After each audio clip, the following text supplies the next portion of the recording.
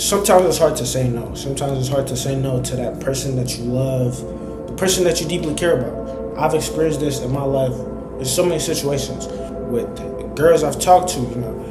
I wanted to keep it going, but my inner self was like, that's not the best thing, bro. It's just not it.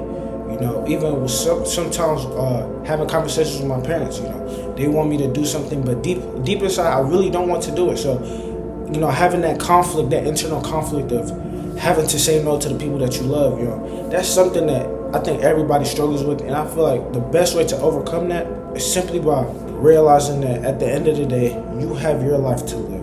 When it's all said and done, when you're on your deathbed, thinking about all the things that you could have, should have done, at the end of the day, most of your actions are not meant to benefit others. Most of the actions that you will take will not even affect them in any way, shape, or form.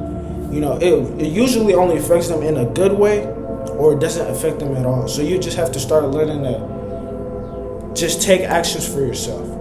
Look out for yourself. Because most parents have been in a situation where they had to leave the advice of their own parents and start creating a path for themselves. And to them, you creating a path for your own self might feel like you're diverging, but that's how you grow, And some parents might not be used to the change. Some parents allow their change. So you just have to understand that it all starts from here, bro. You have to be sure of yourself. And once you're sure of yourself, saying no to people will just become a lot easier.